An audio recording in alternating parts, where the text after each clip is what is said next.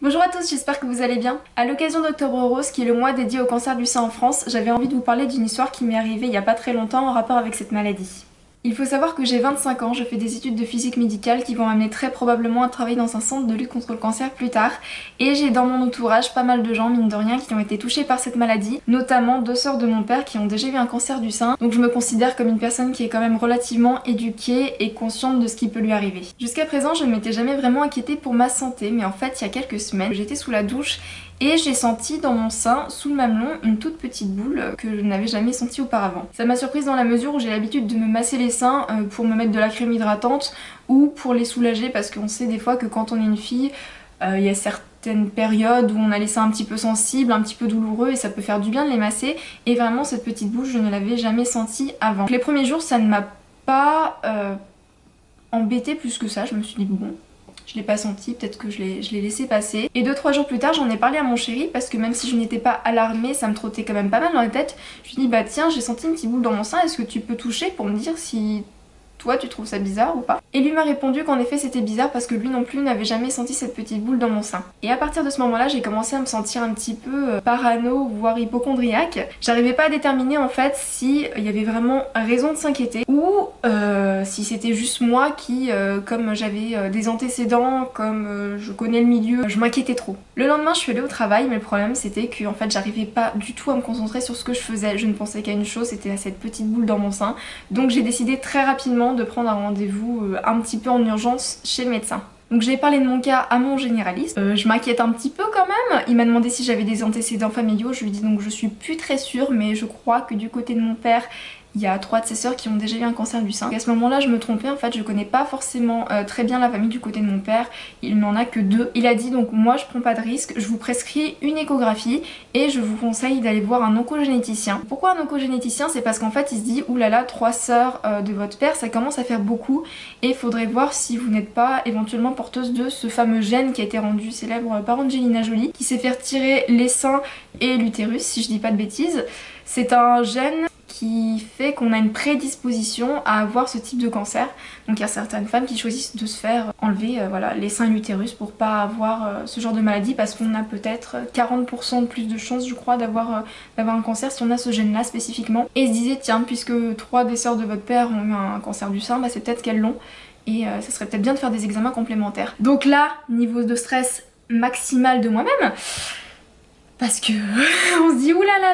Donc plus tard j'ai vérifié auprès de mon père et en fait il n'avait que 2 sœurs qui ont eu un cancer du sein. Donc la personne que j'ai vue à l'échographie m'a dit c'est pas la peine d'aller voir un oncogénéticien parce que ça reste dans l'incidence normale d'une population. Donc je vous ai dit également que mon médecin m'avait prescrit une échographie et je pense qu'il a fait une petite erreur à ce moment là, c'est qu'il ne m'a absolument pas examinée. Donc moi j'ai déjà été chez des médecins pour des consultations tout à fait banales et on m'a déjà palpé les seins pour voir s'il n'y avait pas de boule dedans.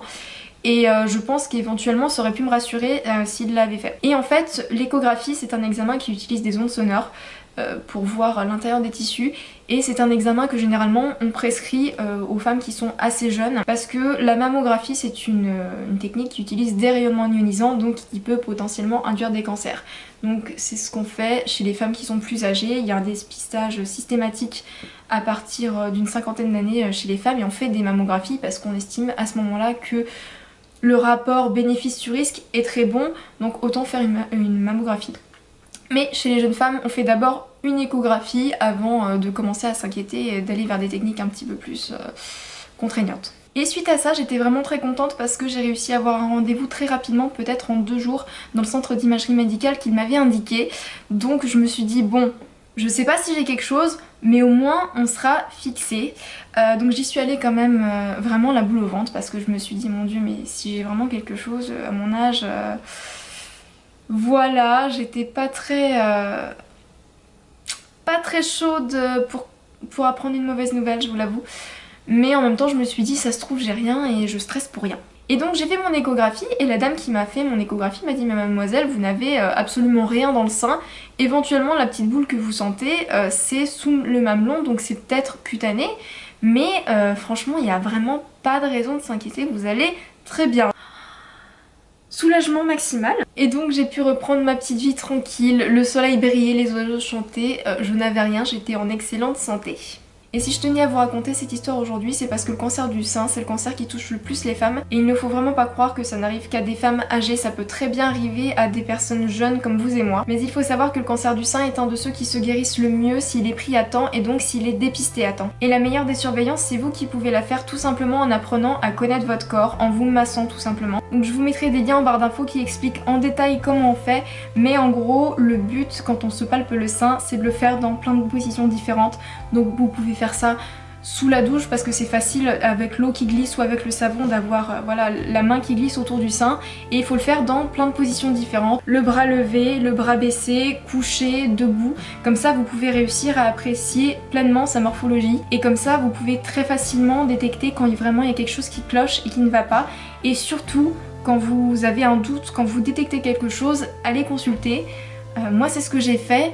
Au final, vous voyez, je n'ai rien, je vais bien, mais ça aurait pu être plus grave malheureusement, et peut-être que si je n'avais pas été chez le médecin, eh bien ça aurait pu empirer, et du coup ça aurait été plus compliqué par la suite. Donc voilà, je considère que le cancer c'est vraiment pas un sujet à prendre à la légère, je trouve que c'est hyper important de se tenir éduqué et informé des choses qu'on peut faire pour le dépister rapidement chez nous et nos proches.